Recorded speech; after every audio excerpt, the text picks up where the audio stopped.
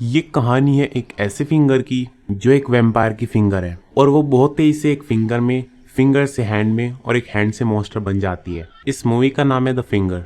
दोस्तों, यहाँ पर मैं आपसे ये भी पूछना चाहूंगा कि आपको भी ऐसी आदत है क्या? आप भी सड़क पर से कुछ भी सामान उठा लेते हैं या नहीं? ये हमें कमेंट सेक्शन में जरूर बताना। फिल्म की स्टार्टिंग में हम क्लार्क नाम के एक आदमी को देखते हैं जो अपने घर में बहुत जरूरी चीज ढूंढ रहा होता है और शायद वो कोई चीज ऐसी होती है जिससे उसे खतरा हो सकता है, क्योंकि उसके एक हाथ में गन और एक हाथ में टॉर्च होती है। और गन का मतलब यही होता है क्लार्क को उस चीज से खतरा भी है। क्लार्क अब उस चीज को लगातार अपने घर में ढूंढता रहता है पर वो उसे नहीं मिलती, जिसके बाद वो अपने फ्रिज को चेक करता है। पर यहीं पर सीन कट हो जाता है और यहाँ से हम पहले का सीन देखते हैं जहाँ पर हम क्लार्क के बैकग्राउंड को देखते हैं। क्लार्क की बात करें तो ये बहुत अजीब पर्सन होता है जिसे बेकार की चीजें जमा करना अच्छा लगता है और इसके अलावा भी उसकी हरकतें बहुत अजीब होती थी। इसीलिए उसकी पूरी फैमिली उससे बहुत परेशान रहती थी, क्योंकि ना ही यहाँ पर क्लर्क कुछ अच्छे से काम करता था और इसी वजह से उसे नौकरी से निकाल दिया जाता है, जिसके बाद वो नई नौकरी ढूंढने की कोशिश भी नहीं करता। और इन्हीं सब वजहों के चलते उसकी वाइफ उसे डाइवोर्स दे देती है एंड उसके बच्चे भी उसे छोड़कर चले जाते हैं। और क्योंकि उसकी फैमिली उसे छोड़कर चली गई थी तो क्लर्क अपनी फैमिली से बहुत ज्यादा नफरत करता था। बट उनसे अलग होने के बाद भी वो अपने शौक नहीं छोड़ता, यानी कि सड़क से कुछ भी उठा लेने का शौक नहीं छोड़ता। क्लर्क जब भी घर से निकलता था तो वो अपने साथ कुछ ना कुछ सामान लेकर वापस ही लौटता था। अब एक रात वो सड़क पर ऐसे ही कुछ ढूंढते हुए जा रहा था कि तभी उसकी नजर एक अजीब चीज पर पड़ती है, जिसके बाद क्लर्क उसे बहुत ध्यान से देखता है और उसे पता चलता है कि ये किसी जानवर की उंगली है। और क्योंकि उसे हर चीज उठाने की आदत होती ही है तो वो इस उंगली को भी उठा लेता है।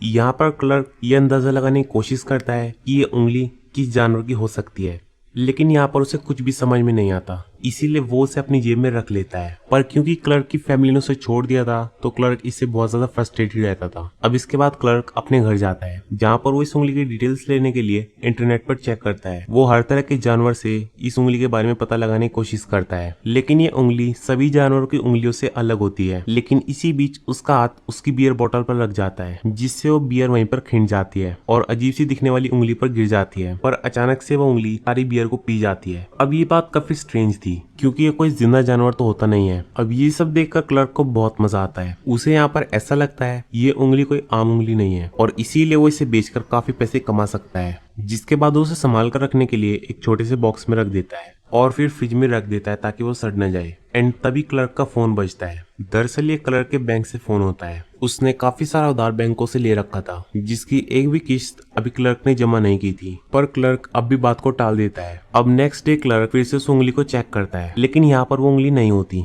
जिसके बाद वो इधर उधर आसपास चेक करने लगता है, लेकिन तभी वो उंगली उसे दिख जाती है। लेकिन आज वो सिर्फ एक उंगली नहीं होती, आज वो एक हाथ बन चुका होता है। अब नेक्स्ट डे क्लर्क फिर से इस हाथ को चेक करता है और आज ये एक लंबा चौड़ा हाथ होता है। अब क्लर्क इसे देखकर काफी खुश हो रहा होता है और अब वो इसकी डिटेल देखने के लिए एक मैग्नीफाइंग ग्लास का यूज करता है, क्योंकि अब वो काफी बड़ा हो गया होता है तो उसे इस बात का पता चल सकता है कि ये किस चीज का है। पर अब भी उसे कुछ नहीं पता चलता और इसीलिए अब वो यहाँ पर किसी को बुलाने की सोचता है ताकि वो इसे बेच सके और काफी सारे पैसे कमा सके। पर उसे यहाँ पर समझ में नहीं आता कि उसे यहाँ पर किसे बुलाना चाहिए। तो अब फाइनली वो ये फैसला करता है कि वो अब कुछ टाइम और रुकेगा। अब नेक्स्ट डे वो फिर से फ्रिज को चेक करता है उस हाथ को देखने के लिए, लेकिन वो फिर से उसे यहाँ पर नहीं मिलता। जिसके बाद वो चारों तरफ उसे पागलों की तरह ढूंढता है पर वो उसे नहीं मिलता, जिससे उसे बहुत ज्यादा दुख होता है। जिसके बाद वो एक कोने में शांति से जाकर बैठ जाता है।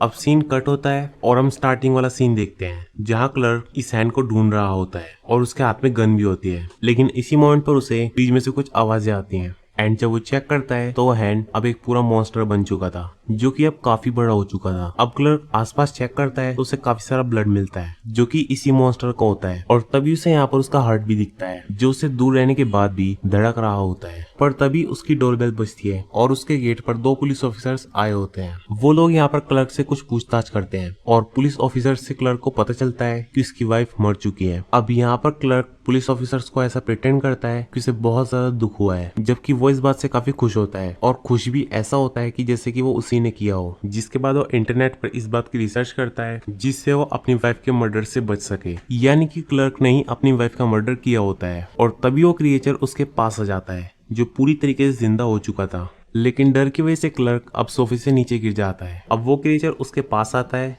लेकिन ये दोनों ही बहुत डर रहे होते हैं।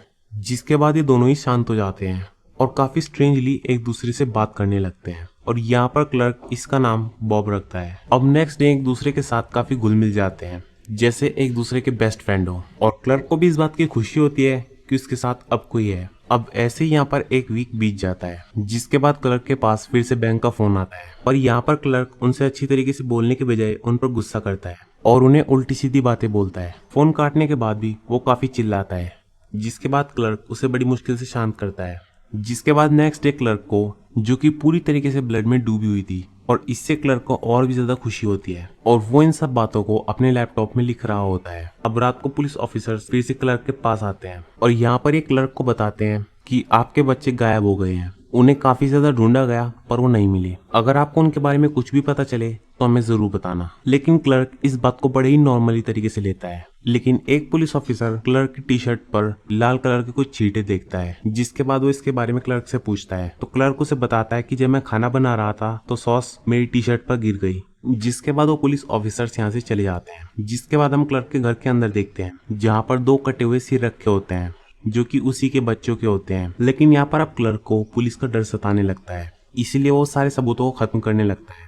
जिसके बाद वो एक बड़ा सा हथौड़ा लाता है और अपने बच्चों के सरों को क्रश करने लगता है ताकि वो इन्हें आसानी से छुपा सके। लेकिन तभी वहाँ पर पुलिस की गाड़ी आ जाती है और फिर हम क्लर्क को एक मेंटल असाइलम में देखते हैं। क्लर्क यहाँ पर इस मॉन्स्टर के बारे में सबको बताने की कोशिश करता है और कोई इसकी बात नहीं सुनता। दरअसल जो ये उंगली होती है, ये एक ड्रैकुला की उंगली होती है और ये उंगली के बाद क्या चीज बने ये सिर्फ उसी इंसान पर निर्भर करता है जिसे उंगली मिली होती है। और क्योंकि क्लर्क अपने परिवार से नफरत करता था, तो ये फिंगर एक डेथ मॉन्स्टर में कन्वर्ट हो गई, जो कि सिर्फ उसी के परिवार को मारेगी क्योंकि वो उससे नफरत करता है। और ये फिंगर भी सिर्फ उन्हीं लोगों को मिलती है जिनके अंदर बदला, डर, गुस्सा होता है, जिससे इस फिंगर को ताकत मिलती है और ये एक मॉन्स्टर में बदल जाती है। और तब ये मॉन्स्टर गायब हो जाता है जब वो इंसानी खत्म हो जाता है, जिससे उसे बदला लेना होता है। जैसे क्लर्क के केस में हुआ, जैसे उसका पूरा परिवार खत्म हुआ, वो मॉन्स्टर यहाँ से गायब हो गया। तो दोस्तों ये थी द फिंगर मूवी की कहानी। आपको ये वीडियो कैसी लगी हमें कमेंट सेक्शन में जरूर बताना। और दोस्तों अगर वीडियो अच्छी लगी हो तो इसे लाइक करें, चैनल को सब्सक्राइब करें और बेल आइकन दबाना मत भूलें। Thanks for watching my